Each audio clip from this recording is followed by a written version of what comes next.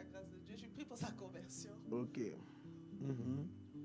Pasteur Moustapha, qu'est-ce que tu dis aux fidèles qui te posent ce genre de questions? Je dirais à cette personne d'abord d'avoir sa propre conviction, puisqu'elle dit que ça vient de quelqu'un d'autre. Il faut qu'elle ait sa propre conviction d'abord. Et puis de deux, avant d'agir, moi je pense qu'il faut aussi analyser. Elle aussi une mère, elle aura des enfants. Et si ce même cas arrive à elle-même, que son enfant marie une fille, et puis on dit à cette fille qu'elle, maintenant, elle est sorcière, qu'elle considère ça avant de réagir. Parce que c'est pas aussi simple que ça. Voilà, qu'elle considère, si c'était son cas, quand ses enfants allaient grandir, qu'on dit qu'elle est sorcière, qu'elle ne doit plus aller visiter son fils, peut-être qu'il est petit maintenant, quand elle va voir ça comme ça, elle peut mieux réfléchir à sa réponse et puis savoir que faire. Ok. Alors, merci pour chacune de vos réponses. Effectivement, c'est une question à laquelle on est souvent confronté en tant que pasteur. Hein? C'est une réalité. Et c'est beaucoup plus facile de vouloir se séparer de sa belle-mère lorsqu'on a l'impression qu'elle a une incidence négative sur le foyer. Lorsqu'on a l'impression qu'elle a une incidence négative sur le foyer, ce qui est assez fréquent. Il faut le reconnaître, c'est assez fréquent. Tu vois, le lien qu'une mère a avec son fils, c'est beaucoup plus facile pour les parents, pour les pères, le détachement avec leurs enfants. Mais souvent pour les mamans, ce n'est pas très évident. Donc les mamans ont souvent une implication dans le foyer de leurs enfants. Elles ont souvent une implication qui peut être très mal prise par la belle-fille. Ça donne un terrain favorable. Et très souvent, les gens vont aborder pour parler. Ton esprit devient fragilisé en disant non, il y a forcément de la sorcellerie dans ce qu'elle fait. Parce que peut-être que maman, elle n'aurait pas voulu que tu parles comme ceci, elle n'aurait pas voulu que tu traites son fils comme cela. Elle va essayer de t'imposer des choses que tu n'apprécies pas, etc. Et tu peux rapidement l'interpréter comme étant de la sorcellerie. Parce que je crois que pour que tu acceptes et que tu aies cru ce que le prophète l'a dit, il a fallu que d'abord toi-même, ton cœur soit prédisposé à recevoir une telle information. Ok, c'est-à-dire que tu avais déjà un certain malaise concernant ta belle-sœur. Mais je te dis que, ta belle-mère, pardon. Mais je te dis d'office que c'est très souvent provoqué par les frustrations que les filles ont vis-à-vis de leur belle-mère qui dispose ce type de situation. Ok? Il faut faire très attention parce que le traitement que tu auras de ce dossier peut avoir un impact sérieusement négatif sur ton foyer et peut-être même t'amener à te séparer de ton mari. Il faut faire très attention ou à le casser vis-à-vis de toi. Okay? Ou à l'éloigner de toi. Même si par exemple les femmes qui ont un fort tempérament, le mari peut faire semblant de suivre tes choses, mais tu viens de casser quelque chose dans son âme. Fais très attention à la relation qui existe entre un père, entre un mari et puis sa maman et puis ses parents. Il ne faut pas lui demander de déshonorer ses parents. Alors si tu empêches ta belle-mère de venir voir les enfants, qu'est-ce que tu es en train de dire? Qu'est-ce que tu es en train de faire par ton mari? Tu es en train de lui dire qu'il chasse sa mère. Tu es en train de lui dire qu'il ne reçoit pas sa mère, la femme qu'il a élevée, la femme qu'il a portée, la maman qu'il a portée. Pourquoi veux-tu venir te mettre en conflit avec une telle? Ce genre de prophétie-là, pour moi, 95%, 98% ne sont pas de Dieu. Elles créent plus de problèmes qu'elles n'en résout. Okay? Elles créent plus de problèmes qu'elles n'en résout. Une femme qui travaille à la séparation d'un mari, l'homme quittera son père et sa mère. Ce n'est pas à ta belle-mère de venir prendre des décisions. Et j'ai déjà traité le sujet, je ne vais pas m'y attarder pour qu'on reste dans le cadre de la question. Mais comment est-ce qu'on traite, peut-être qu'on va le ramener encore cette question-là, comment est-ce qu'on traite lorsqu'on ne s'entend pas vraiment bien avec sa belle-mère? Comment est-ce qu'on arrive à gérer cela positivement, à transformer cette situation positivement? Un mari, un homme doit honorer ses parents. Ne sois pas l'occasion qui va amener ton conjoint à ne plus honorer sa mère. Favorise le respect, l'honneur qu'il doit avoir vis-à-vis de sa mère.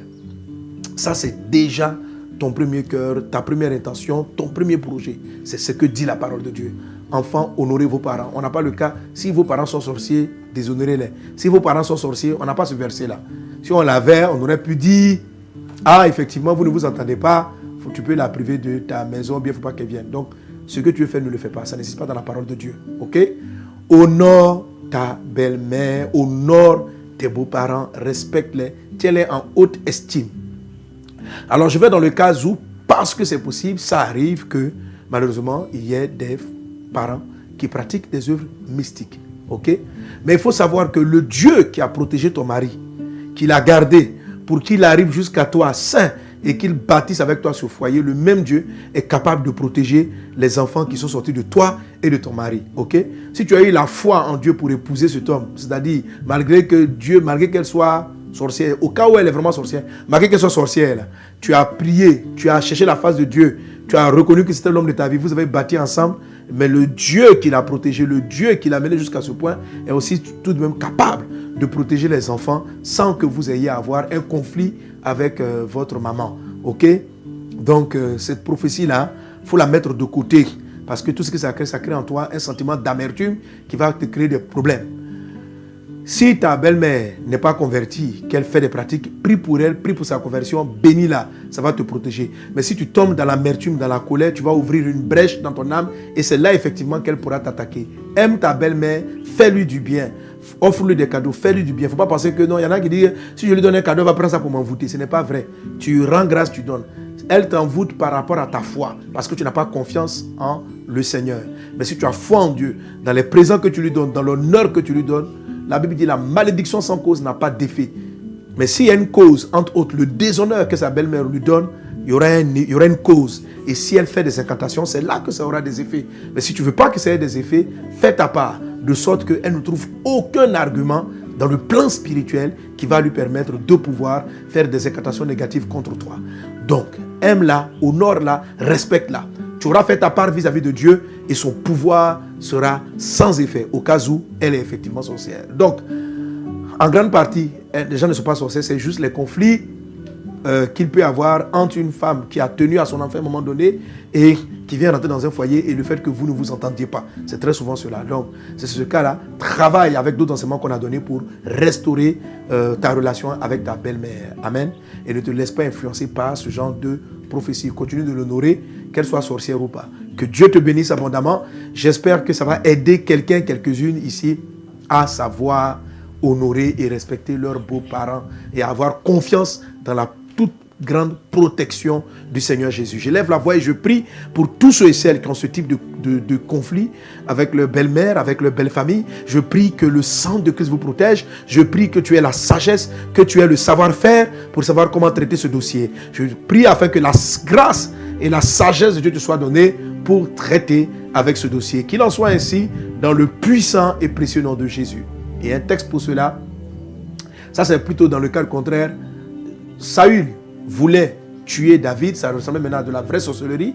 Saül était le beau-père de David et on voit dans l'histoire de Saül et de David que Saül a essayé de manipuler sa fille pour pouvoir piéger David.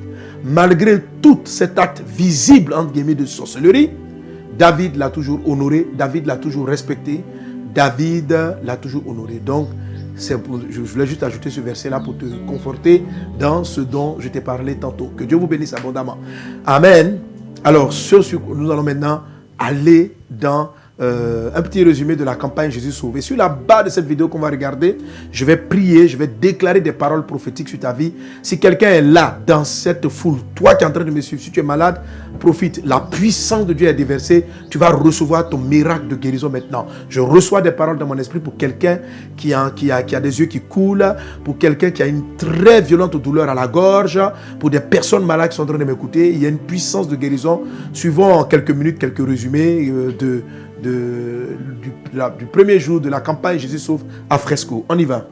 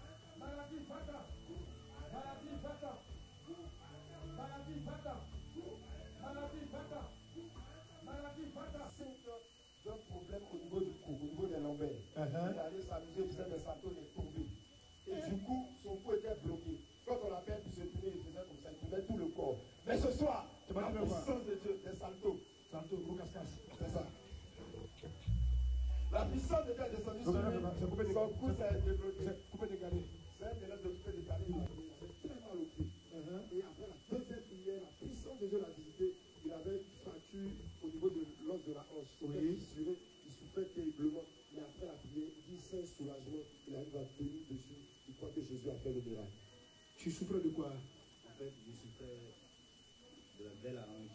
Donc c'est fichuré. Mais maintenant, Tu as eu un accident, qu'est-ce que c'est? Ballon. En fait, là, c'est fichuré. Donc, j'ai senti que la douleur a diminué. En fait, je m'appuyais sur le pied, mais je me penchais. En fait. Donc, maintenant, je sens que tu es guéri. Voilà, je sens que la douleur a diminué. Il n'y a plus de penchement. En fait, Tu es guéri. Jésus. Ça fait plus de 45 ans qu'elle avait fait un accident. Donc elle avait mal à la hanche. Aujourd'hui, quand vous avez prié, elle a constaté qu'elle était guérie. 45 ans. Yes. You speak English?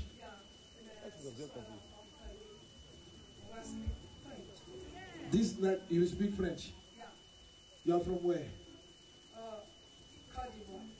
And where do you speak English? Ghana. You are from Ghana? Yeah. Okay. Bon, parle en français. If you want, say in English and we translate. In French? French. Okay, let's go. Eh bien, l'accident s'est passé en partant. Ça fait plus de 45 ans qu'elle avait fait un accident. Ok, gloire à Dieu. Bon, ok, on revient, voilà. Hein. C'est quelle vidéo vous envoyez? C'est inutile, il faut donner les images utiles. Amen, amen, amen. Gloire à Dieu. Alléluia. On veut bénir le Seigneur. Alors, j'aurais voulu quand même d'autres images. Les équipes là, les images de la foule où on voit vraiment le monde parce que le monde est vraiment sorti. On rend grâce à Dieu. Le stade était bourré, vraiment rempli de personnes.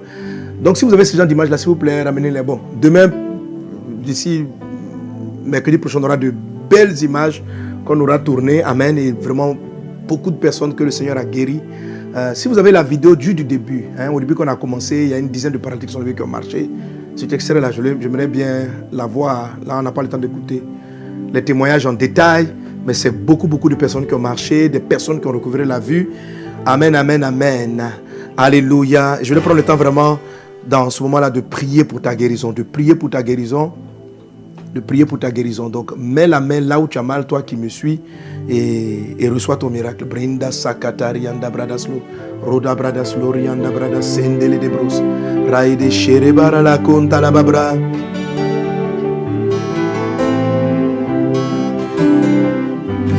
Je crois dans la guérison, Jésus, dans ce que ton bras puissant guérit les vies, guérit les corps, guérit les âmes. Dieu de guérison, guéris les vies, guéris les âmes. Oh, oh, oh,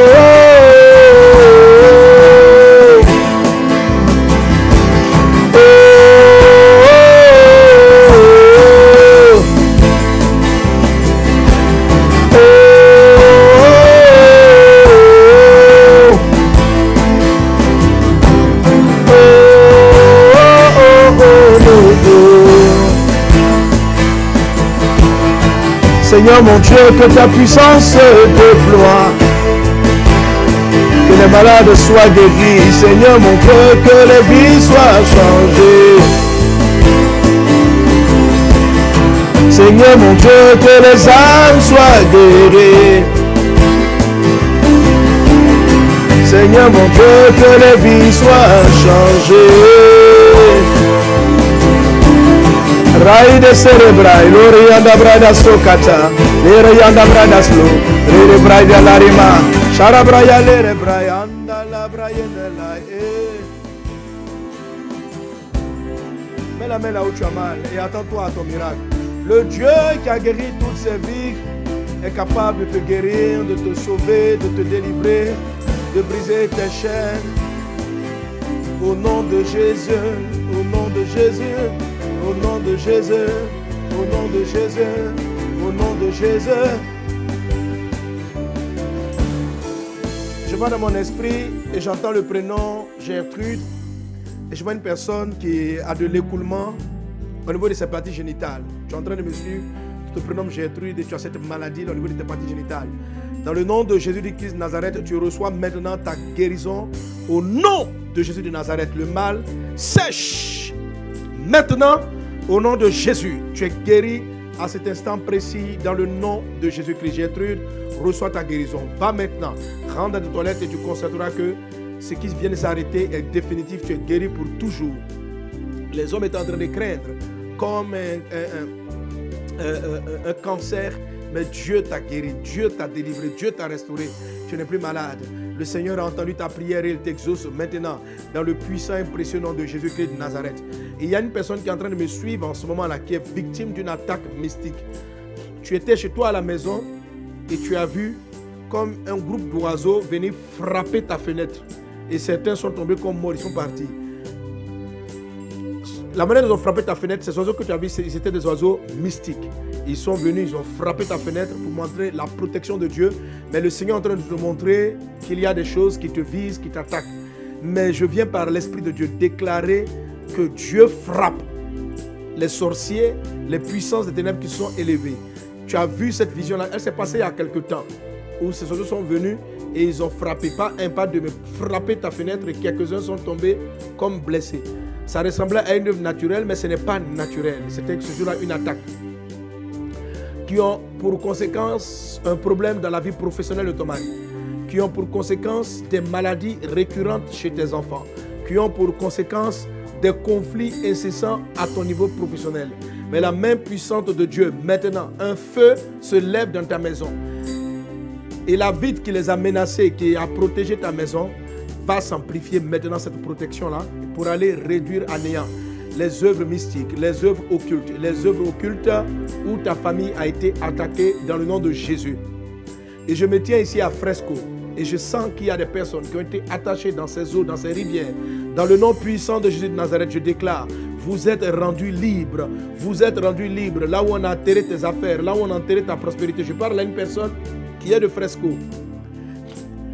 Parce qu'on a vu ton étoile en train de briller. Certains ont eu peur que demain, tu sois maire et que tu aies un poste politique important dans cette région. Mystiquement, on t'a attaqué par prévention quand tu ne pensais même pas. Non, il y a cela. Mais le succès dans tes études, les portes qui t'étaient ouvertes, ont fait que tu as effrayé.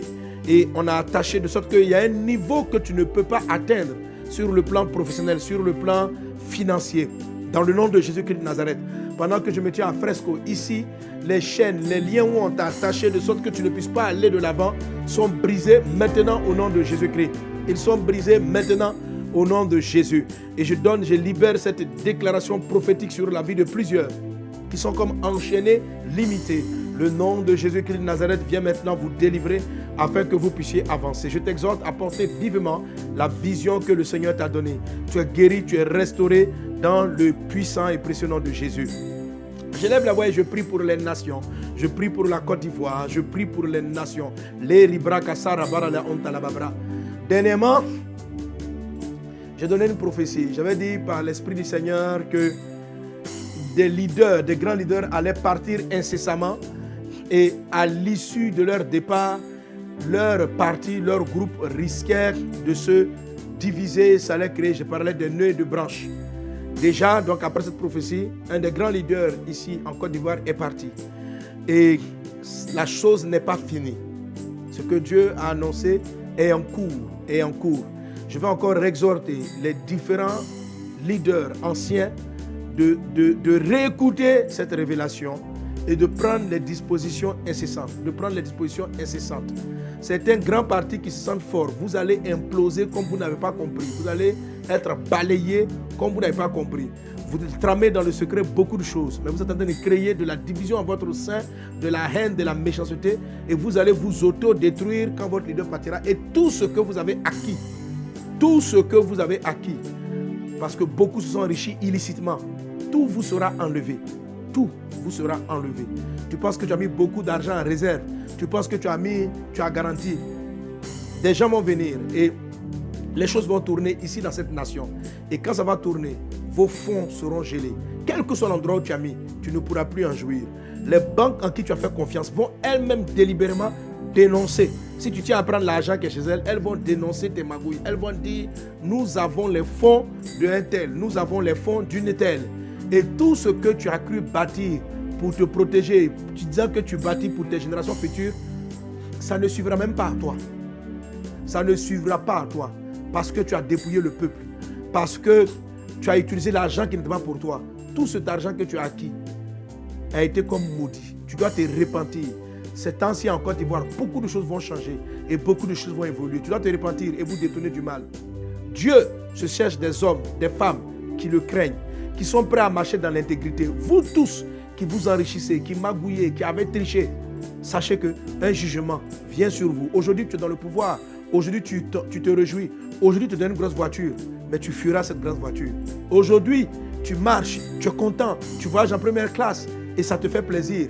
Mais pleure d'avance parce que les jours qui viennent ne te donneront plus de jouir de ces choses.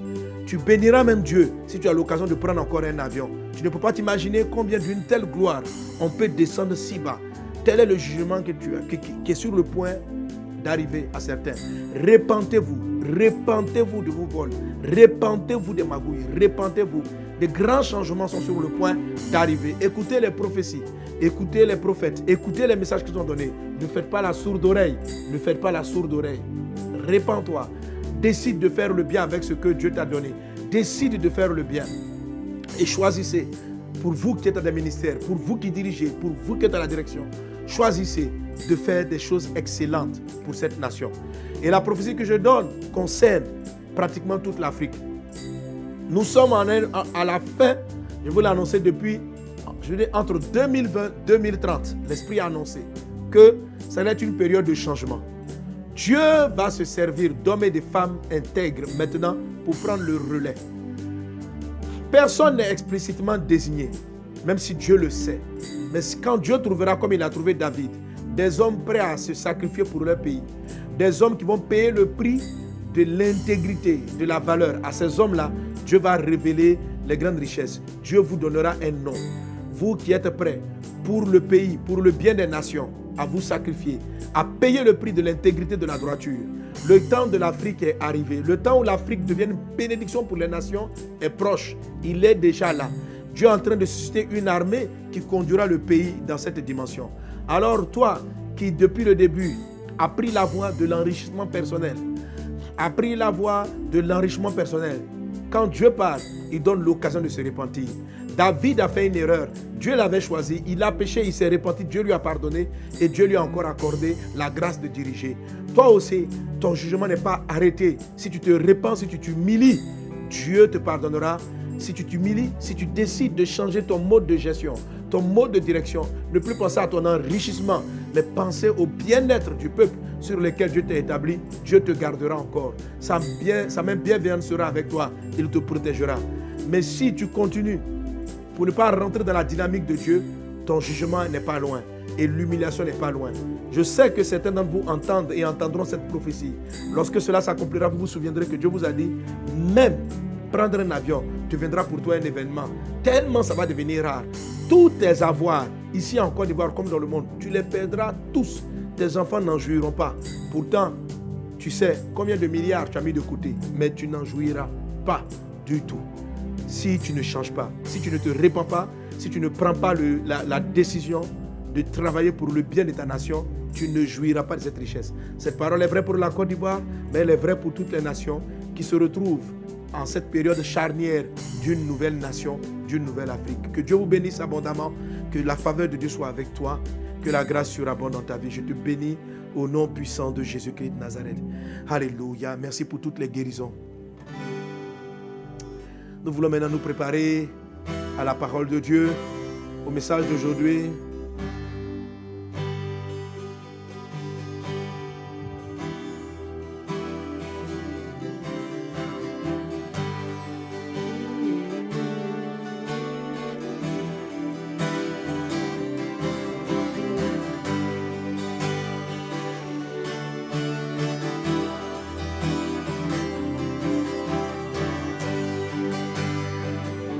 Alors tu vas t'approcher du Seigneur avec moi. Et là maintenant, nous allons prier, prophétiser sur ton mariage, sur ton futur mariage, sur ton mariage actuel. Oh, montre-moi la voie. Révèle-toi à moi, montre-moi la voie, afin que je te connaisse. Montre-moi la voie. Révèle-toi à moi, montre-moi la voie, afin que je te connaisse. Montre-moi la voie. Révèle-toi à moi, montre-moi la voie, afin que je te connaisse. Prosterné devant ton trône, je lève mes mains vers toi.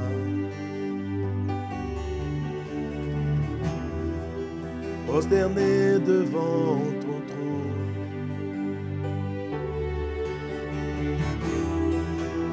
je viens pour t'adorer.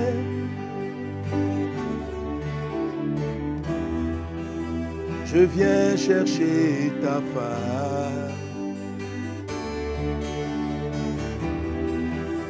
Révèle-toi à moi. Montre-moi la voie, montre-moi la voie. Révèle-toi à moi, montre-moi la voie, afin que je peux. Montre-moi la voie. Révèle-toi à moi. Montre-moi la voie, montre-moi la voie, afin que je te connaisse. Oh, oh, afin que je te connaisse. Alléluia, que ton nom soit béni. Que la louange, la gloire te soit rendue au siècle des siècles. Merci Père pour tes bienfaits. Au nom de Jésus, Amen. Quelqu'un acclame Jésus là où il est. Gloire à Dieu, gloire à Dieu, gloire à Dieu, gloire à Dieu. Voilà, en tout cas, je veux bénir l'équipe technique aussi du MS Live, vraiment parce qu'ils se sont déployés ici à Fresco, de sorte qu'on arrive à capter toutes ces belles images. Amen.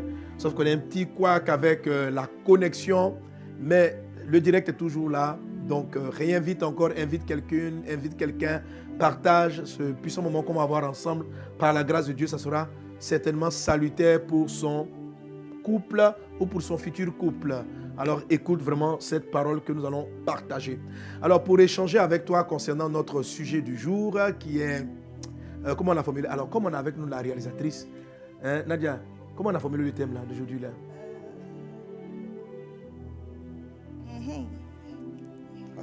Ah, toi-même tu as oublié la formulation. En tout cas, c'est comment, pourquoi et comment.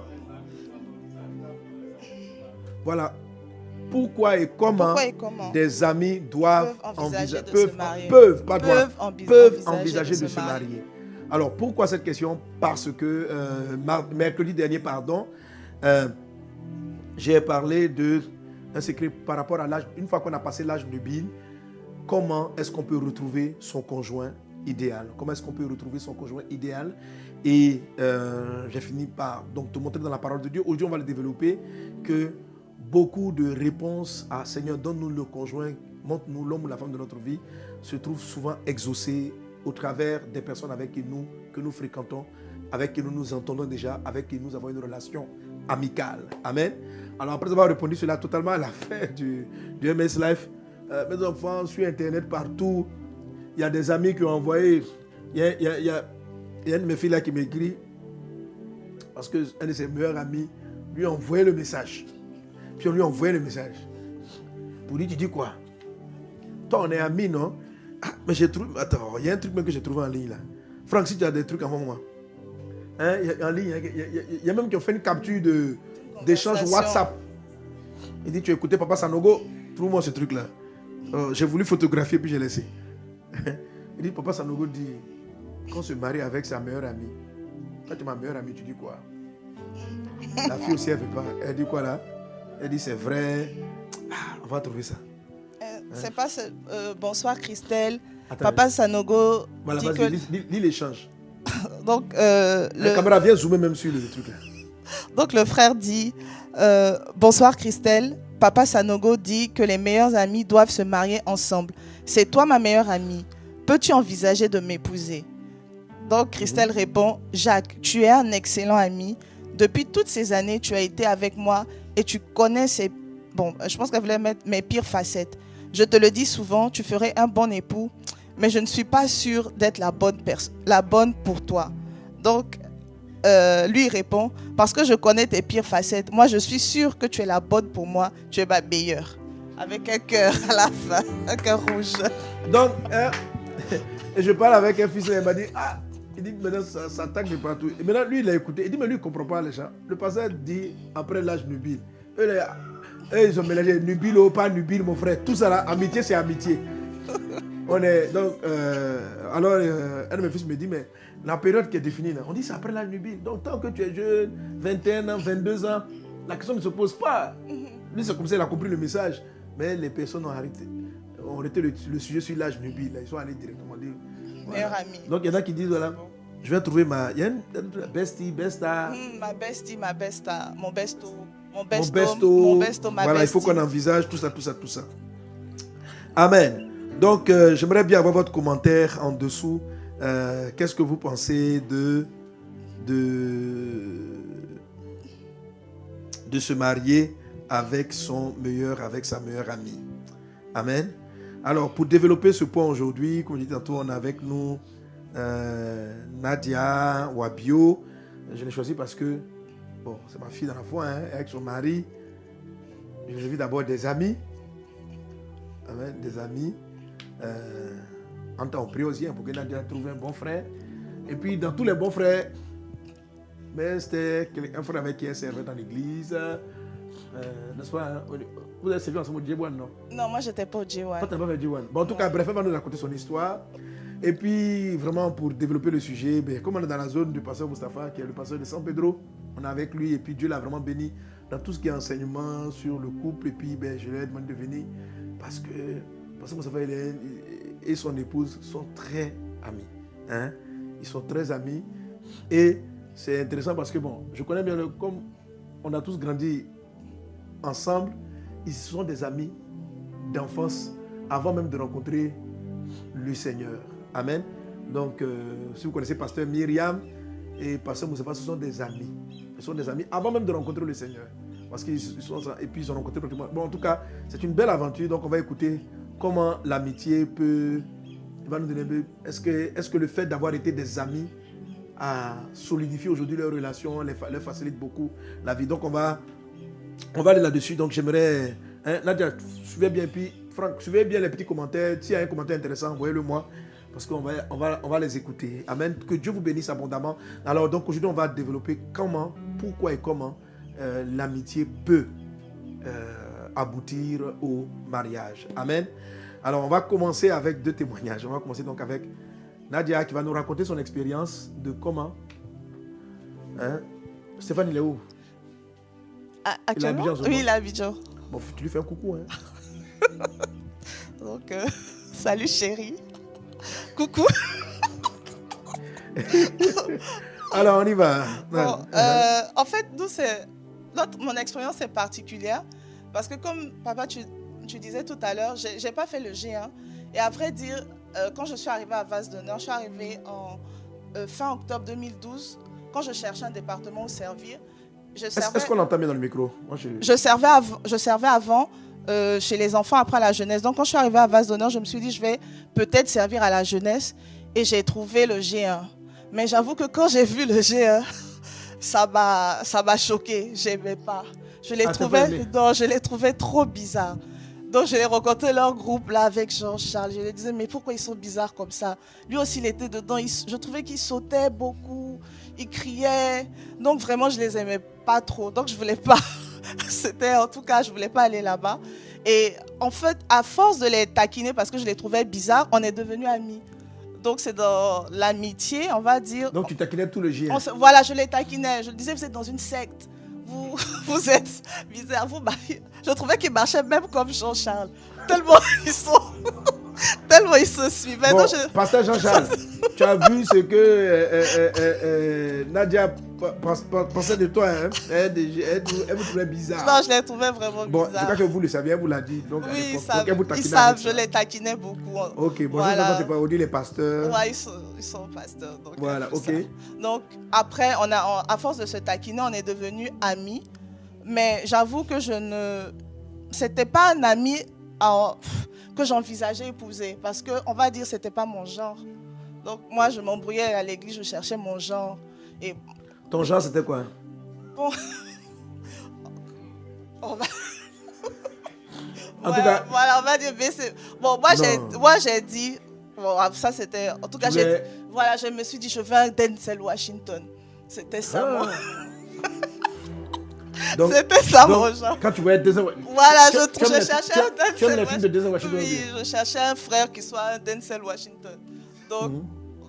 voilà, il y avait des beaux frères à l'église, mais bon, je vais dire heureusement, merci Seigneur, parce que j'allais être dans les problèmes aujourd'hui, en fait.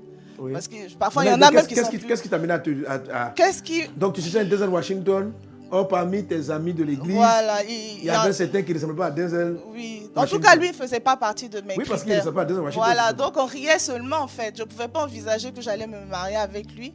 Du coup, en priant, en cherchant la face de Dieu, en tout cas, comme on va dire, je fatiguais beaucoup de personnes, les moments, une m'a dit, va prier, parce que tu ne sais pas ce que tu veux.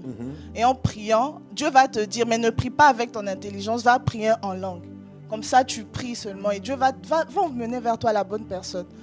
Et j'ai vraiment fait ça. En tout cas, je me suis mise de tout mon cœur. J'ai prié un soir, en langue seulement, je ne sais plus combien de temps. Et j'avoue que le lendemain, Stéphane s'est déclaré.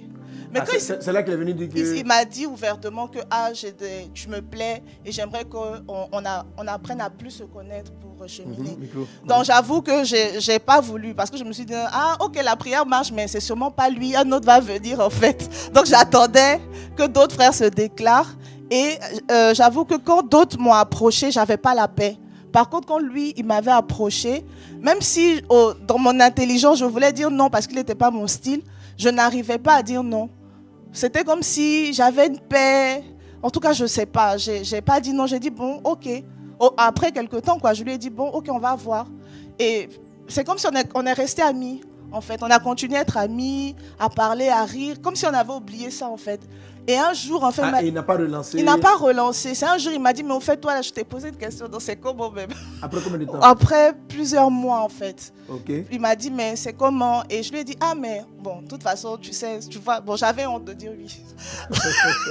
J'avais honte de dire oui, donc je lui ai dit, mais bon, tu vois que je continue de causer, je cause longtemps le soir avec toi, c'est que bon, faut penser que c'est... C'est déjà bon. Voilà, vois que c'est ça. J'ai pas voulu dire oui. Sinon, bon, c'était oui. Parce que plus on passait du temps ensemble, je voyais que c'était trop naturel, en fait. J'étais vrai avec lui, il me connaissait. J'étais pas...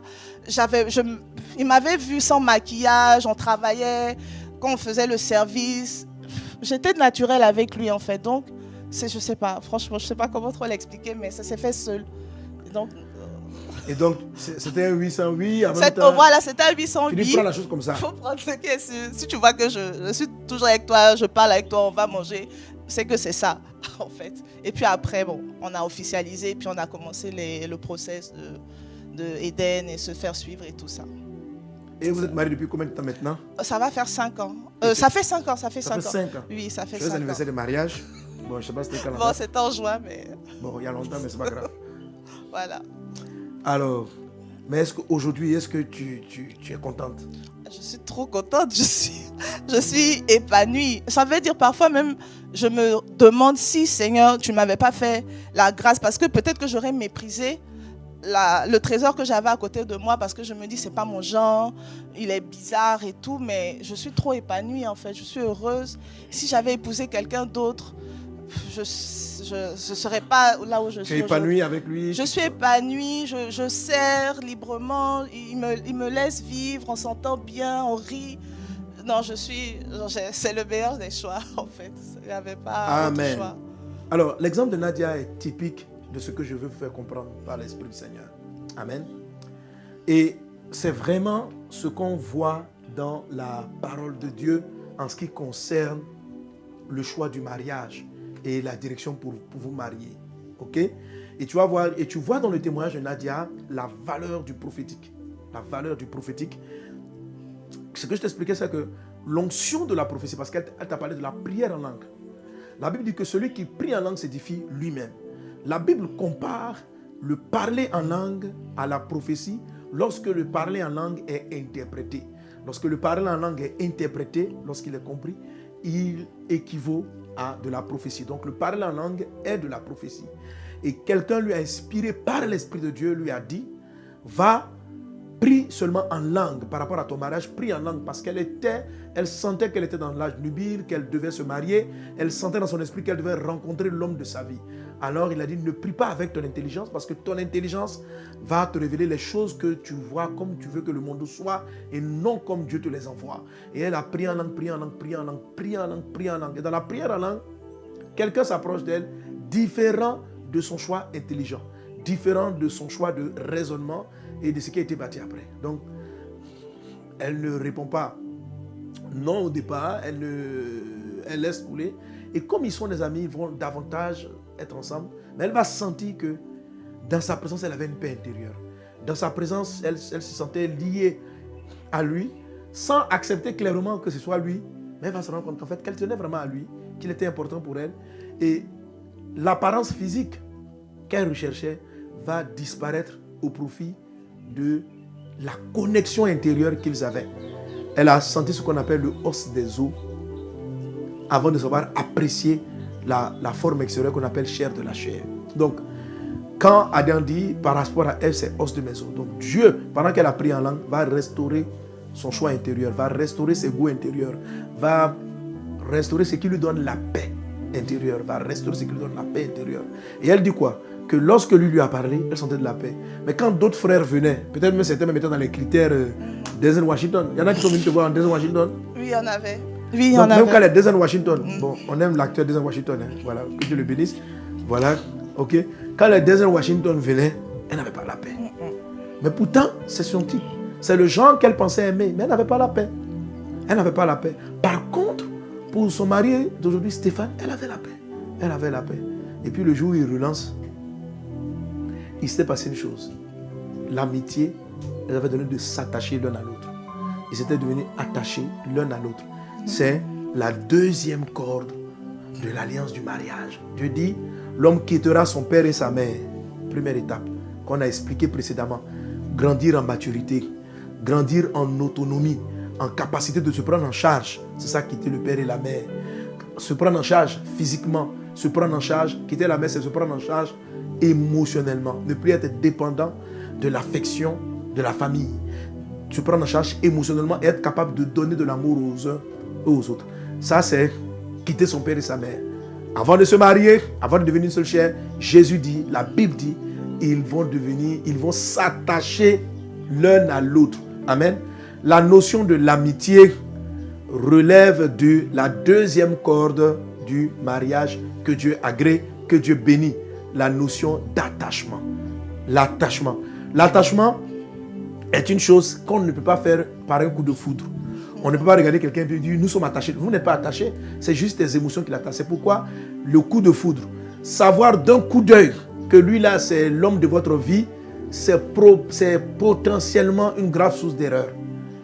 Il faut prendre le temps de bâtir les nœuds.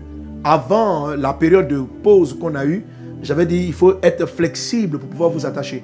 Aujourd'hui, je ne vais pas revenir sur la flexibilité, mais sur la notion même de l'attachement. Amen. C'est vraiment important. Et l'attachement, c'est de l'amitié. Quelqu'un qui te manque, pas parce que tu es amoureuse, pas parce que tu es amoureux, mais simplement parce que tu as tel sujet, tu as bien envie de causer avec elle, de causer avec cette personne, de parler avec cette personne. Si tu as un secret, tu as bien envie de le partager avec elle. C'est ce qu'on appelle simplement de l'amitié. Et tout de suite, dans mon développement, on va voir comment est-ce qu'on crée les amitiés et comment est-ce qu'à l'intérieur de l'amitié, on arrive à discerner la personne qui nous correspond.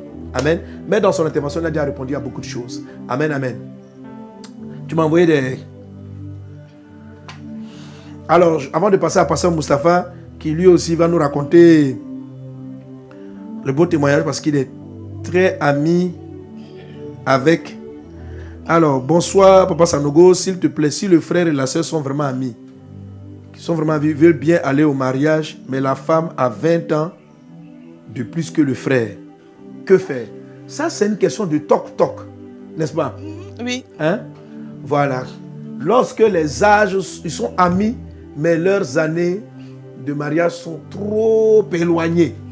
Je suis confronté à de tels cas. Alors, les gars, répondez-moi, vous qui êtes en ligne. Je réponds maintenant, on garde ça pour un toc-toc. Toc-toc. Toc-toc. Toc-toc. Il y en a qui disent maintenant. Il y en a qui disent toc-toc. Il y en a qui disent maintenant. On est amis, mais il y a 20 ans. Toc-toc, non? Hein, Rubris? C'est pas mal un toc-toc. Nadia. Toc-toc. Suspense. Non, moi, ça me plaît un toc-toc. Quand la femme est plus âgée que le mari, il y en a qui vont dire, bon, c'est tolérable, 1 an, 2 ans, 3 ans, 4 ans, 5 ans. 20 ans. La fille, elle a 50 ans. Le frère, il a 30 ans. Le frère, il a 25 ans, elle a 55 ans. Non. Non, c'est ça, non? 25 ans, elle a 45 ans. 45 ans. 20 ans, 40 ans. Pourquoi vous voulez pas?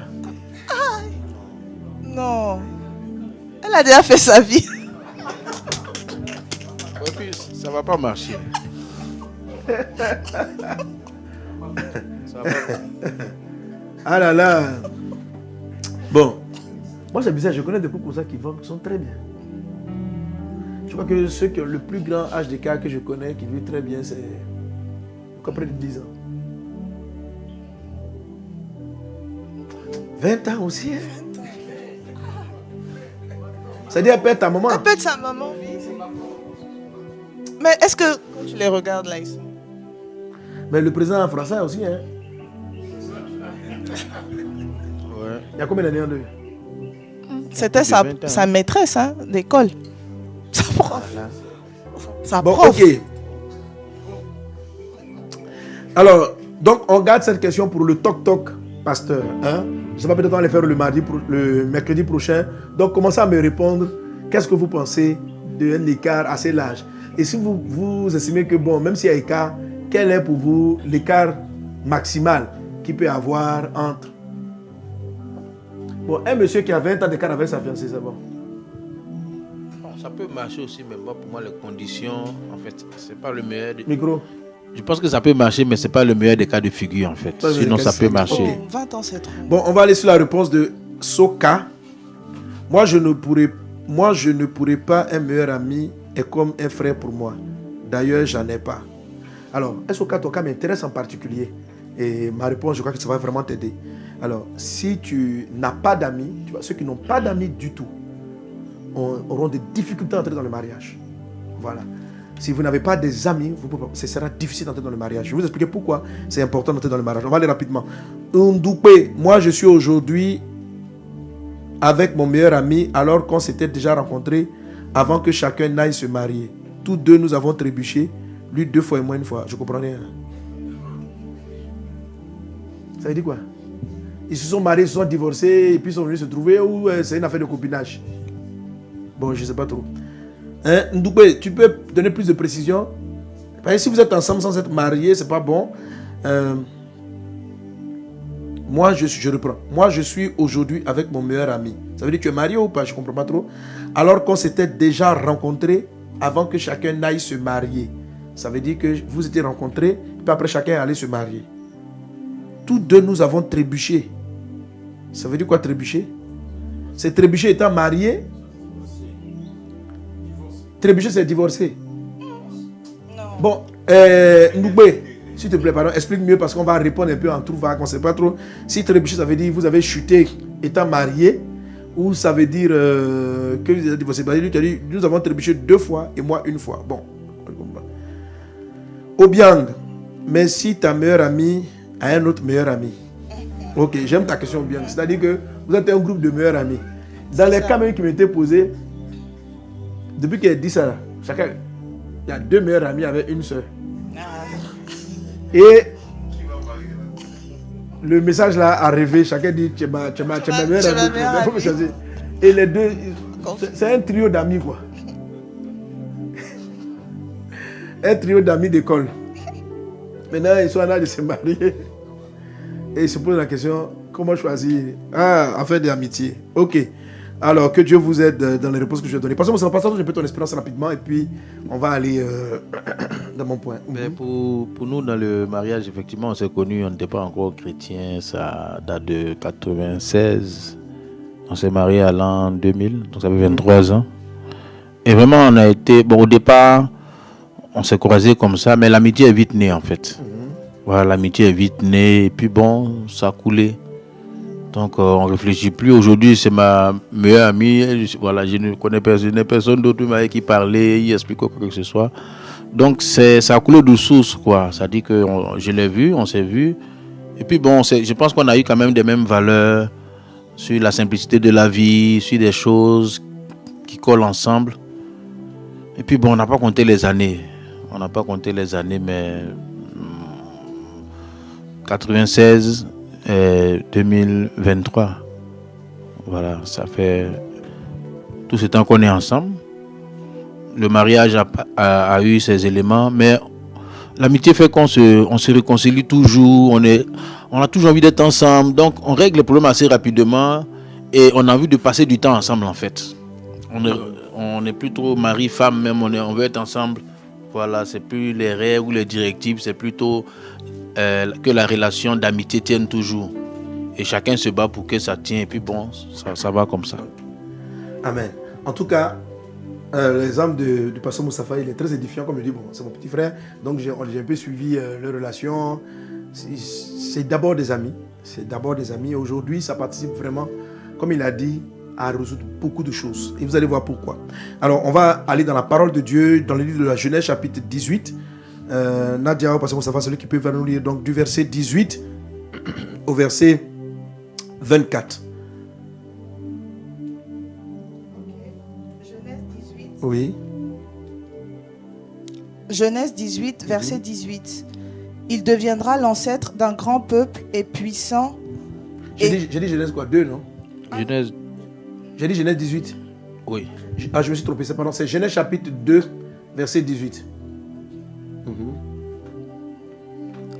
L'Éternel Dieu dit, il n'est pas bon que l'homme soit seul, je lui ferai une aide qui soit son vis-à-vis. L'Éternel Dieu qui avait façonné du sol tous les animaux des champs et tous les oiseaux du ciel, les fit venir vers l'homme pour voir comment il les nommerait, afin que tout être vivant porte le nom que l'homme lui donnerait.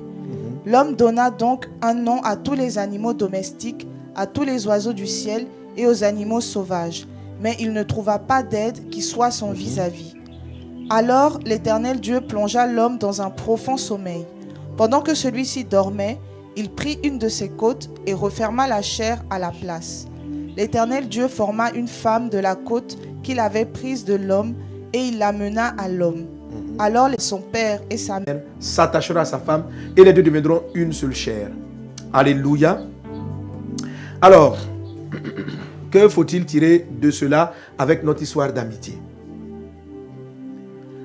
L'attachement mutuel, la notion d'attachement est importante pour qu'un mariage soit réussi.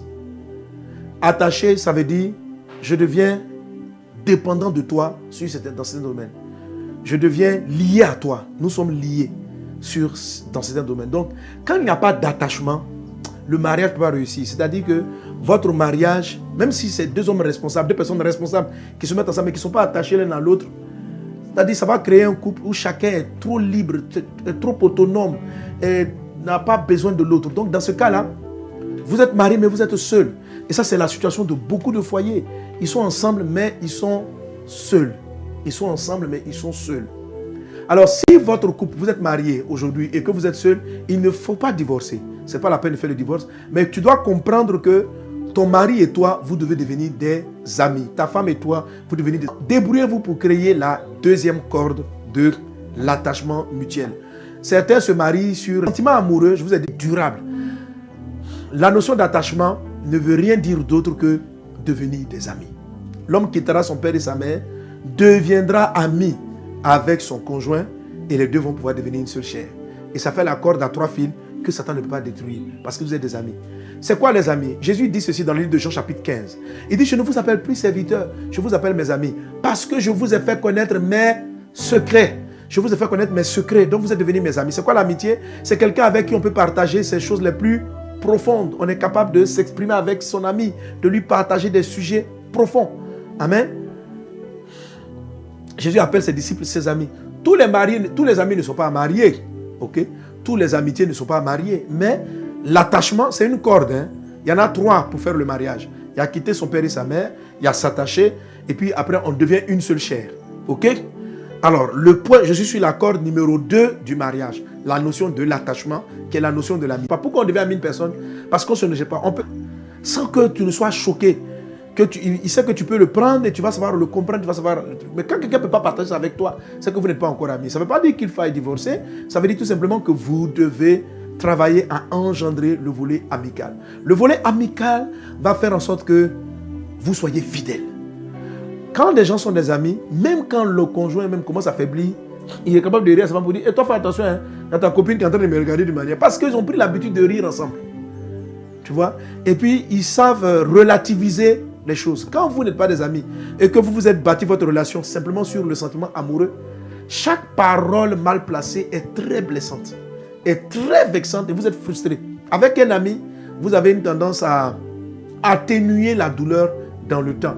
Parce que dans votre amitié, il y a eu des moments où vous ne vous êtes pas entendu, vous vous êtes un peu, toi, je ne suis pas content de toi. Et puis après maintenant tu vas, je dis, ah mon gars, on dit quoi? Ah, toi aussi, hein, vraiment, toi aussi, tu parles mal, hein, mais c'est comme ça, comme ça, comme ça. Puis après, vous riez. Après, vous parlez parce que vous avez engendré ce type de relation, ce qui va faciliter, alléluia, un mariage solide, un mariage heureux.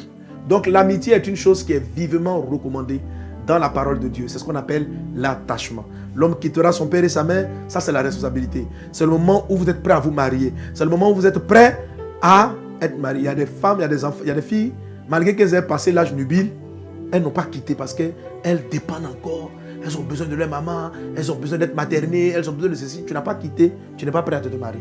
Il y a des maris qui dépendent de leurs parents, ils n'ont pas quitté. Mais quand on a quitté, ce n'est pas suffisant pour dire je suis mature, j'ai les moyens, je suis une femme adulte, je suis prêt à entrer dans le mariage. Beaucoup d'entre vous qui sont en train de m'écouter, vous avez passé l'âge nubile, vous êtes des adultes, vous êtes matures, mais il vous est très difficile de nouer des amitiés. Il y a une personne qui a posé la question à l'intérieur. Elle a dit, moi-même d'elle-même, je n'en ai pas. Mais si tu n'en as pas, tu ne peux pas réussir ton mariage. Et peut-être que toi qui m'as posé la question, tu n'es pas encore marié. Parce que justement, tu n'arrives pas à avoir des amis. Qu'est-ce que Dieu a fait pour Adam et Ève? Il lui a appris à créer l'amitié. Ok? Dieu vient, il envoie à Adam des animaux. Et Adam va essayer de les connaître, il va essayer de nouer des liens avec eux. Et à l'issue de cela, il va dire, je n'ai pas trouvé quelqu'un avec qui j'arrive à nouer des liens. Mais qu'est-ce qui s'est passé dans un premier temps? Les animaux sont venus vers lui, il s'est exposé aux animaux. Il s'est exposé et ils se sont exposés. Pour pouvoir arriver à trouver l'homme de ta vie, tu dois développer des relations avec les hommes, quels qu'ils soient. Une personne qui s'isole des relations amicales, pourquoi tu n'as pas d'amis? Vous qui n'avez pas d'amis, pourquoi vous n'avez pas d'amis? Pourquoi vous n'avez pas d'amis? Parce que vous gardez, vous n'en cherchez pas. Donc au lieu de chercher un mari, fais l'étape numéro 2. Cherche des amis d'abord. Ce n'est pas dit que tous les amis seront mariables, mais cherche à développer des relations amicales. C'est quoi un ami? C'est quelqu'un qui s'intéresse à la vie d'autrui. Quelqu'un qui marche avec toi et puis qui ne s'intéresse qu'à lui-même. Il ne peut pas être ton ami. C'est-à-dire que quelqu'un il vient, tout ce qu'il a, donne-moi. Il y a des gens qui viennent, déjà moi je pensais que c'était mes meilleurs amis. Mais plus tard je me suis rendu compte qu'en fait on n'était pas. Moi je pensais qu'il était mon ami. Oh, c'est pas mon ami. Parce que le jour où j'ai refusé de lui donner 2 ou 3 choses, il s'est loin de moi. Mais pour moi, je dis tu es mon frère. Lui aussi il dit tu es mon frère. Lui aussi il dit tu es mon frère. Il dit tu es mon frère. Et on était là. Et chaque fois, donne-moi l'argent, donne-moi ceci, fais-moi cela, fais-moi ceci, fais-moi cela. Et après je me suis rendu compte qu'en fait, c'est une relation à un sens. Il est en train de m'exploiter. Donc celui-là, il n'est pas, c'est un camarade. Donc c'est ce qu'Adam a fait dans la forêt. Il s'est rendu compte qu'il y avait un animal qu'on appelait la sangsue. Quand la sangsue vient parler à Adam, elle boit son sang seulement. Adam dit, mais toi tu me donnes quoi dans la vie? Il dit, attends, je bois ton sang. Adam dit, toi tu es un suceur de sang, sangsue. Adam dit, il n'est pas os de mes os, chair de ma chair. Il a rencontré la panthère. La panthère. Quand il commence à fréquenter panthère, la panthère l'a mordu. Il dit, voilà, on n'est pas un ami. Je vais t'appeler panthère, je vais t'appeler lion, je vais t'appeler ceci. Mais pour y arriver, je vous ai dit la dernière fois, la Bible dit que dans le livre d'Hébreux 5, que le discernement de l'homme, à discerner ce qui est bien, ce qui est mal, amen, se fait par l'usage. N'essayez pas d'éviter cette période. Quelqu'un qui est isolé dans sa vie, même s'il vient à se marier, va payer le prix de l'attachement dans son foyer. Si tu n'as pas pu avoir des amis, des connaissances, des fréquentations avant, tu vas souffrir cette étape-là avec l'homme et la femme avec laquelle tu t'es marié. Parce qu'à un moment donné, vous vous êtes mariés parce que vous sentez le sentiment amoureux, mais vous allez voir que vous n'êtes pas du tout attachés l'un à l'autre. Et que tu es autonome dans tes gestions émotionnelles, lui aussi il est autonome dans toute sa gestion. Et puis, voilà, vous êtes mariés, que vous avez le titre. Ne divorcez pas, ce n'est pas utile. Amen. Ce n'est pas utile. Il faut simplement vous dire, mon chéri, ma chérie, rentrons dans l'étape de l'amitié. Devenons des amis, ne soyons plus. Ça veut dire quoi? Si je te parle, il ne faut pas être vexé. Si je te dis ceci, il ne faut pas être frustré. Parce que quand quelqu'un vous parle et puis par exemple, vous êtes énervé, vous êtes frustré, à un moment donné, la personne se tait. La personne ne peut plus ouvrir certaines choses qu'elle ressent parce que chaque parole dite, vous vous battez sur des choses permis de savoir qu'est-ce qu'il aimait, qu'est-ce qu'il n'appréciait pas. Avec on arrive, donc, l'amitié vous amène à faire des compromis. L'amitié vous amène à faire des compromis, de savoir, bon ça, c'est pas la peine de crier pour des trucs comme ça. Pourquoi tu vas t'énerver, voilà. Et un ami est capable de vous dire la vérité. Généralement, la vérité d'un ami, même si au début il parlait mal, mais pour devenir ami, c'est que sa manière même de te reprocher, il a trouvé l'angle même de savoir te parler. Un ami va te faire, mais en fait, il a fini par trouver l'axe sur lequel il doit te parler. Il sait comment te parler. Un ami sait te parler. Donc quand tu fais quelque chose de mal, quelqu'un qui n'est pas ton ami, il peut te crier là-dessus. Ça peut être ton patron, il va avoir une attitude de patron, de dirigeant, de dictateur. Mais un ami, quand il va dire mon frère, tu as mal fait, il sait prendre cet angle. Et ce type de relation, mes soeurs, mes filles, mes fils dans la foi, ça se construit. Ça se construit. Ce n'est pas automatique. Tu ne vas pas trouver une personne avec qui tu t'entends. La Bible dit 2 personnes se mettent-elles ensemble, marchent ensemble, sans s'être mis d'accord. Ça veut dire quoi se mettre d'accord? Ça veut dire aborder les sujets, puis voir si on est en accord là-dessus. Or, l'amitié vous fait gagner du temps, parce que l'amitié, vous êtes déjà d'accord sur beaucoup de choses. Vous avez des visions plus ou moins communes. Vous vous retrouvez plus ou moins dans un même milieu. C'est ça l'amitié. Comment est-ce que tu es encore d'Ivoire ici? Est-ce que tu peux être ami à un gars qui est en Alaska si vous ne vous avez jamais rencontré? Voilà. Donc, vous trouvez des chemins pour régler vos mésententes, etc., etc., etc. Amen. D'où maintenant, pour terminer, la période des amitiés fait gagner du temps. Alléluia. Alors, si tu as passé l'âge nubile, où tu n'as plus le temps de tomber amoureux, prends le temps de reconsidérer tes amis. Eux tous ne sont pas mariables. Et tous ne sont pas mariables. Prends le temps de considérer tes amitiés. Comment tu sais à quel moment un ami peut être mariable, pas mariable? Il y a différentes raisons. Si ton meilleur ami est déjà marié, il y a quelqu'un même qui m'a écrit, son meilleur ami est marié. Ça peut faire toc-toc, pasteur. Hein? Notez ça aussi en toc-toc. Hein? Maintenant, son meilleur ami veut divorcer pour venir l'épouser parce qu'il s'est rendu compte qu'il n'aurait pas dû marier. Donc, vous n'êtes pas des amis. Tu sais pourquoi vous n'êtes pas des amis? Vous n'êtes pas des amis parce qu'il a dans son esprit la valeur divorce. Toi, tu n'as pas ça. Est-ce que toi, tu veux divorcer dans ton mariage? Non. Donc, il ne faut pas encourager quelqu'un qui est déjà marié. Finis ta séparation. Et puis, tu vas venir. On va... Non. De la même manière, il a aimé la fille et puis il s'est attaché à elle. Ils se sont mariés. De la même manière, son attachement à toi peut être temporaire. Ok? Donc, il ne faut pas surfer là-dessus. Bon, j'ai déjà répondu à la question. On peut la mettre quand même en tant que pasteur. Ok? Voilà. Tous les amis ne sont pas mariables. Bien sûr, il faut que l'un et l'autre, vous soyez, vous deux, célibataires. Amen. Voilà. Vous soyez célibataires.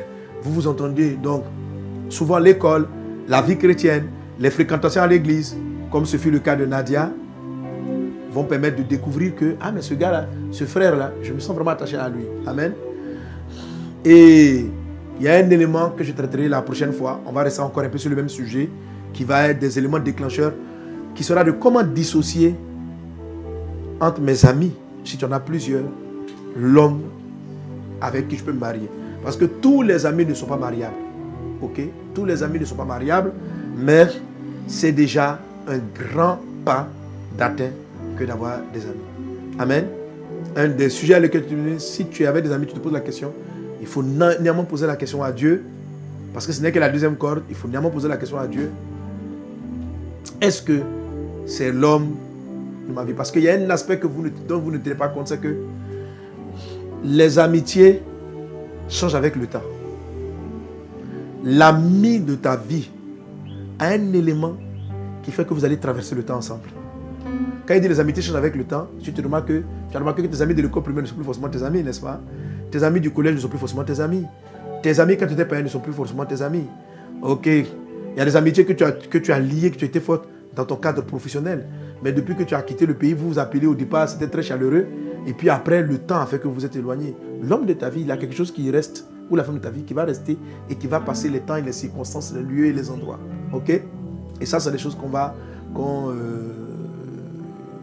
connaîtra plus tard. Alors, j'allais oublier. Je crois que c'est Adora qui m'avait ramené la question. Je crois que j'avais posé la question. Sur la guérison intérieure, tu m'avais dit quoi là? Comment est-ce qu'on restaure son image pour ne pas éloigner son conjoint? Bon, je vais mieux le développer la prochaine fois. Amen. Nadia, passez-moi sur des questions, des précisions là-dessus.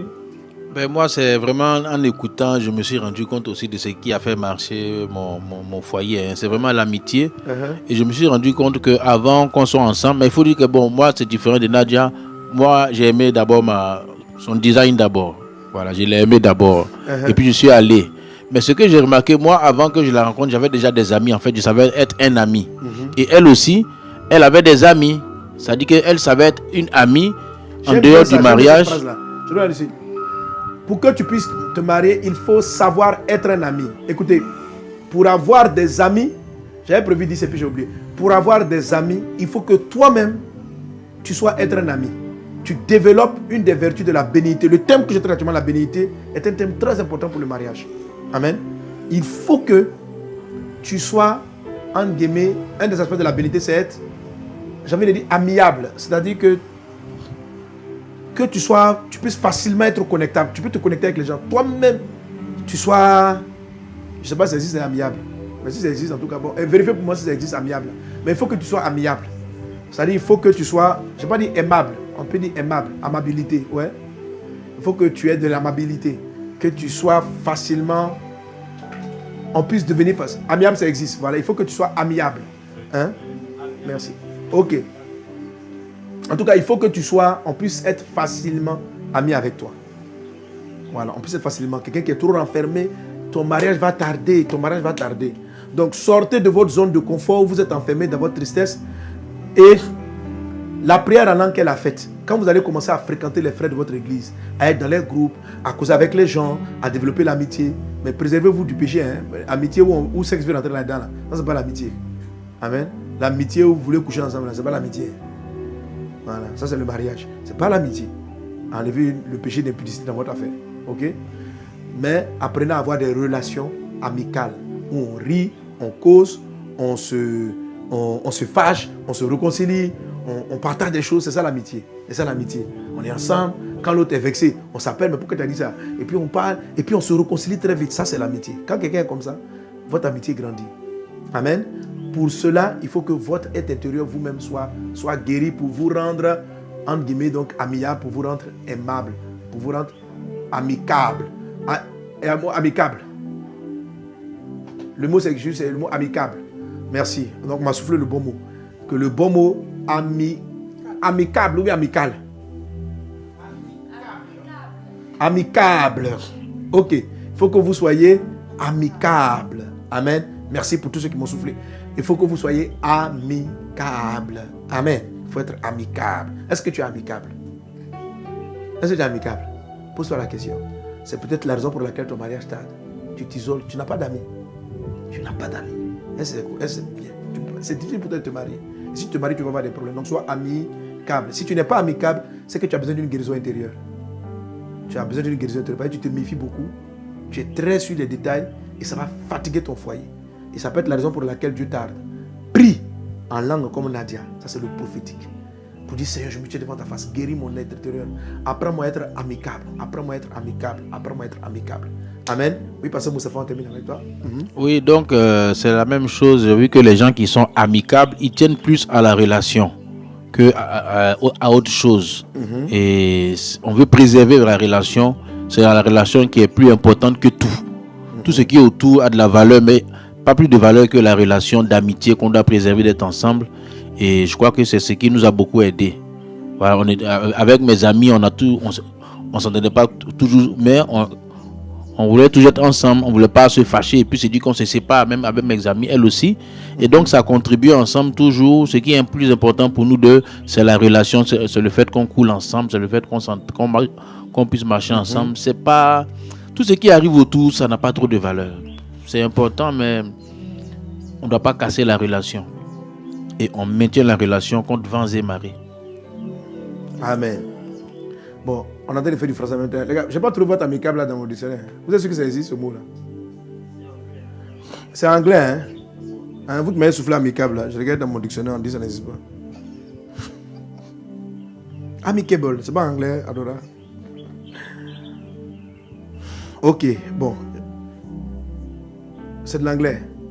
Bon, je me suis trompé. Enlever ce mot-là, ça n'existe pas en français, amicable. Voilà. Je crois que un des mots qui doit correspondre, c'est d'être amiable. Bon, ok, c'est pas grave. Trouvez le bon mot. Puis, attends, j'ai moi regardé sur Internet. Il y a des gens trop forts en ligne. Hein? Si maman était là, elle me donner le mot. Elle a tous les mots du français. Ok, gloire à Dieu. Donc, on a compris vraiment ce que Pasteur Moustapha a dit. C'est vraiment super. Amen. Voilà. Nadia, quelque chose d'autre que tu vas ajouter? Non, tout est c'est bon. dit, c'est bon. Voilà, tout est dit. Alléluia. Donc, le fait d'être quelqu'un qui est sociable, au moins on connaît le mot sociable, c'est-à-dire quelqu'un qui arrive à s'associer. Voilà, quelqu'un qui est sociable, on va utiliser ce mot que tout le monde connaît. C'est pas ça, non? C'est plus simple. Quelqu'un qui est sociable. C'est plutôt un escroc. Lui, il veut plutôt abuser de moi, à être comme ça, et puis à savoir avec qui vous pouvez vous ouvrir, tout ça là. Donner des noms à des animaux peut être souvent, on peut avoir des frustrations bien sûr parce que tout ne fonctionne pas forcément comme on le souhaite, ok? Mais ça forge votre être intérieur et ça vous apprend à pouvoir réussir un attachement véritable avec votre conjoint. Alors sur ce, on va s'arrêter là pour cette école du prophète, amen, relative au mariage. On va s'arrêter là. Que la grâce et la paix du Seigneur soient avec vous. Vraiment désolé en tout cas pour toutes les coupures. Il me semble qu'on en a eu plusieurs, n'est-ce pas? Pour toutes les coupures, c'est lié à notre réseau internet à Fresco. C'est ça un peu le défi quand on voyage. On ne peut pas maintenir la stabilité du live. Alors si tu l'as pris de manière entrecoupée, lorsqu'il sera téléchargé totalement en ligne, il sera là en entièreté. Alors prends le temps de l'écouter. On va le reposter pour que tu puisses l'avoir en un trait sans ces différentes coupures. Je veux donc prendre le temps maintenant de prier pour chacun qui est dans l'attente du mariage. Amen. On va lever les mains vers le Seigneur et s'attendre à la grâce de Dieu.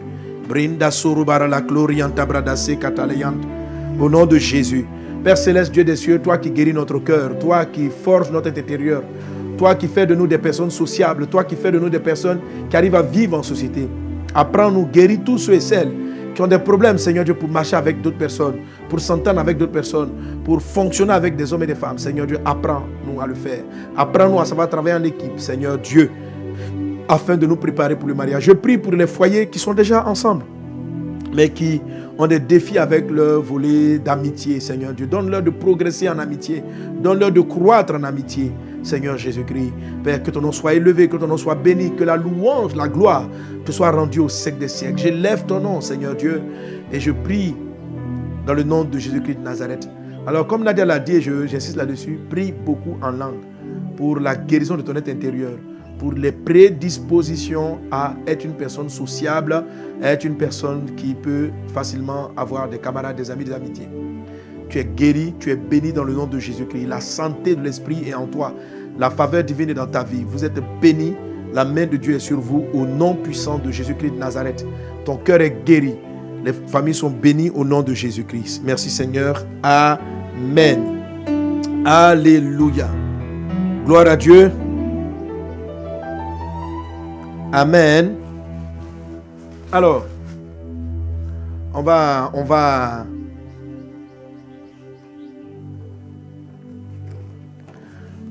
aller vers la fin de notre... Qu'il en soit ainsi au nom de Jésus. Que la grâce de Dieu puisse les accompagner dans toutes leurs difficultés, qu'ils puissent en sortir au nom de Jésus. Amen. Ça fait bizarre, mais bon. Montez cette règle-là,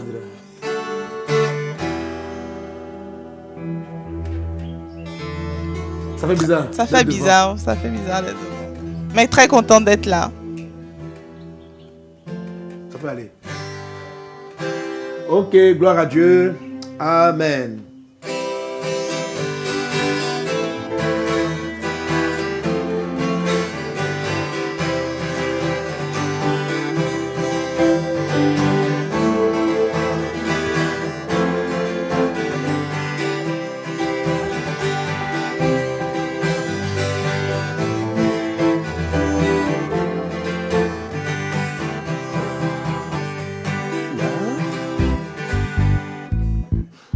Je prends notre gamin.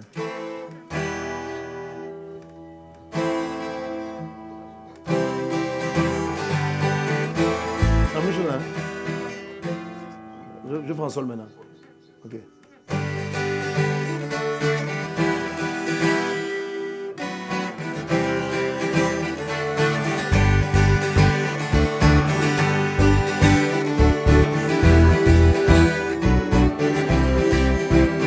Je me réjouis. Je veux me réjouir dans le Dieu de mon salut, en Jésus mon roi. Je veux me réjouir dans le Dieu de mon salut, en Jésus mon roi. Il rend mes pieds, Il rend mes pieds semblables à ceux des bichons. Il me fait marcher. Il me fait marcher sur les lieux élevés.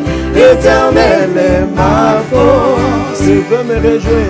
Je veux me réjouir dans le Dieu de mon salut, en Jésus mon roi.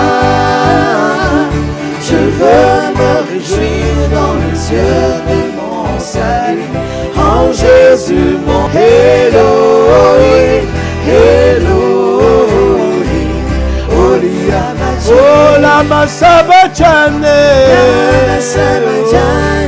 la Masabachane, Oliyamate, Oliyamate, oh la Masabachane, la Masabachane, Oliyamate,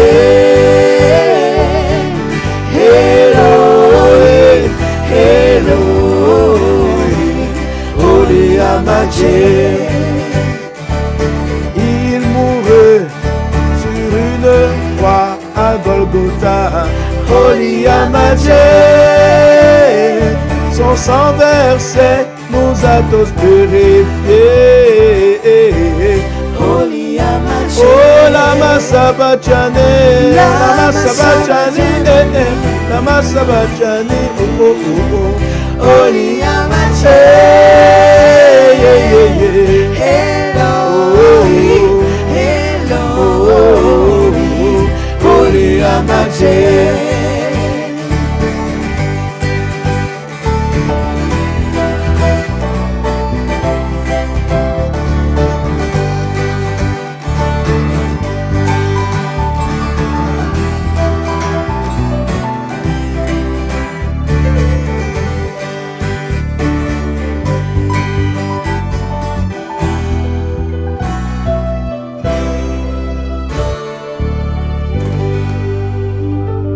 Soyez bénis.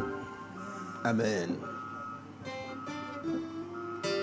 Alors, je vais oublier les annonces. Alors, donc, important, Ne soyez pas connectés, importante information. Nous continuons la croisade campagne Jésus sauve. Nous sommes à Soma Fresco. Dès demain, on va commencer à Sassandra. Priez pour moi, priez pour toutes les équipes. Que la grâce du Seigneur soit avec nous. Que l'œuvre que Dieu a commencé à faire, qu'il continue de la faire. J'espère que vous allez avoir des bons extraits vidéo. En tout cas, mieux que ce qu'on a passé pour tout à l'heure. Pour voir déjà ce que le Seigneur fait ici. Voilà, et continuons donc de porter ce programme en prière. Pour ce qui est de la fête, les sujets qui ont été abordés, il y a une série de questions qui vous sera posée sur ce qui s'est passé dans le passé et vraiment les meilleures réponses. Donc préparez vos réponses. On va prendre les réponses le jour de ce direct. Il faudra écrire, donner vos références et puis les gagnants, s'il y en a plusieurs, on va tirer au sort. On va tirer par l'Esprit de Dieu, voilà, au sort. Et le gagnant, je vais lui donner quoi même, je n'ai pas encore bien trouvé. On va te demander, tu auras un choix, hein, soit venir à la croisade du Bénin, hein, c'est-à-dire on pourra t'offrir le logement, tu vas prendre ton billet là-même toi-même, hein, et puis t'offrir le logement, et puis ben, on fera la croisade du Bénin ensemble, pourquoi pas. Ou, c'est un bon cadeau, non? C'est un bon cadeau. Voilà. Une croisade avec moi, parce que ça nous va ensemble, tu vois, non? C'est puissant. Ou bien on fait quoi? Et puis bon, bien quelques ouvrages, tout ça. Donc on aura des prix.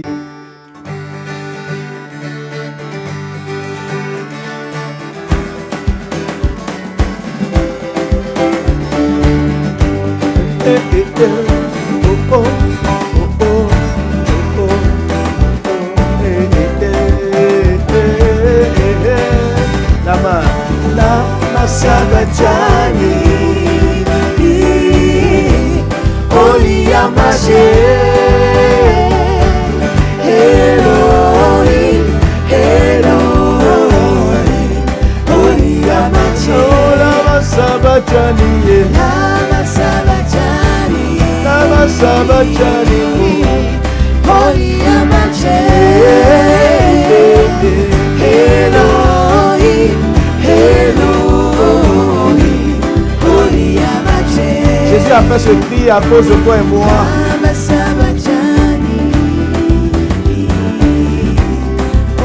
Yamaje. Elohim, Elohim, Oliyamaje. Lama Sabatani. Lama Sabatani. Oliyamaje.